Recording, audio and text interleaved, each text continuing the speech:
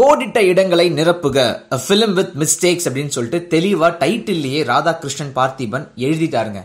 அது போக இன்டர்வியூ கொடுக்கும் போதும் இந்த ஒரு படத்தோட கதை ஒரு ஷார்ட் பிலிமா எடுக்கக்கூடியது, ஆனா நாங்க 2 மணி நேரமா கொஞ்சம் இழுத்து எடுத்திருக்கோம்னு சொன்னார். அது சரியா இருக்கு. ஆரம்பத்துல இருந்து முடிகிற வரைக்கும் இந்த படம் என்ன ஜானர், நாம ட்ரெய்லர்ல பார்த்தப்போ பேய் படமா இருந்துச்சு, அப்புறம் காமெடி படம். நாங்க இதுக்கு முன்னாடி இவர் எடுத்த மாதிரி ஒருவேளை ஜனரஞ்சகமான படமா இருக்குமோ இப்படிலாம் நீங்க யோசிச்சுக்கிட்டே இருப்பீங்க. நடுவுல படத்துல ஹீரோயின் கூட சொல்றாங்க புரியல புரியல அப்படின்ட்டு. அதே மாதிரி நமக்கும் மண்டையை பிச்சுக்கும் புரியல அப்படின்னு சொல்லிட்டு. ஒரு சில நேரம் மனசுக்குள்ள வேற தோணுங்க, ஐயோ நம்மள பார்த்திபன் வச்சு செஞ்சுட்டாரோ, ஸ்கிரிப்ட்ல கோட்டை விட்டாரோ அப்படின்னு சொல்லிட்டு. ஆனா அதெல்லாம் கிடையவே கிடையாது. எல்லா முடிச்சுக்கும் ஏன் எதுக்கு எப்படின்னு சொல்லி ஒரு அர்த்தம் வச்சிருக்கார். இன்னும் சொல்ல போனா முந்தின படத்துல சில கேள்விகளுக்கு பதில் இல்லாம விட்டுருப்பார், ஓப்பன் எண்டட் கொஸ்டின்ஸா விட்டுருப்பார். அதே ட்ரெண்டை இங்கேயும் ஃபாலோ பண்ணியிருக்கார். கேரக்டர்ஸ் பத்தி சொல்லணும் அப்படின்னா இவ்வளோ தெரிஞ்சுக்கலாம், இவ்வளோதான் தெரிஞ்சுக்கணும், இவ்வளோ தெரிஞ்சுக்கிறது தான் நல்லது அப்படின்னு சொல்லிட்டு அதுக்கும் ஒரு பவுண்டரி வச்சிருக்காரு. சிம்ரன்ல ஆரம்பிச்சு சாந்தனு, தம்பி ராமையா, பார்வதி நாயர்னு எல்லார் பத்தியும் படம் பார்க்குறப்போ உங்களுக்கு டவுட்ஸ் வந்துகிட்டே இருக்கும். யாரா இவங்க, எங்கிருந்துடா வராங்க, இவங்க ஏன் அங்க இருக்காங்க, அவங்க ஏன் எங்க இருக்காங்க, இது ஏன் இப்படி போகுது, டவுட் மேல டவுட் வந்துகிட்டே இருக்கும். பார்வதி நாயர் பார்க்கறதுக்கு சும்மா ஜில்லுன்னு ஜிலேபி மாதிரி எம்மா நீ பொண்ணா பேயா சைக்கோவா அப்படின்ற மாதிரி நம்மளை கதற விடுறாங்க.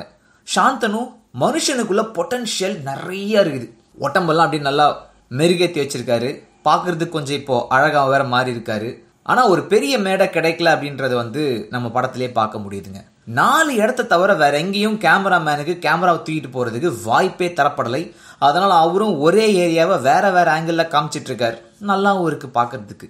படத்தை தூக்கி சுமக்கிறதுன்னு சொல்லி பாத்தீங்கன்னா பார்த்திபன் அவரோட ஒன் லைனர்ஸ்.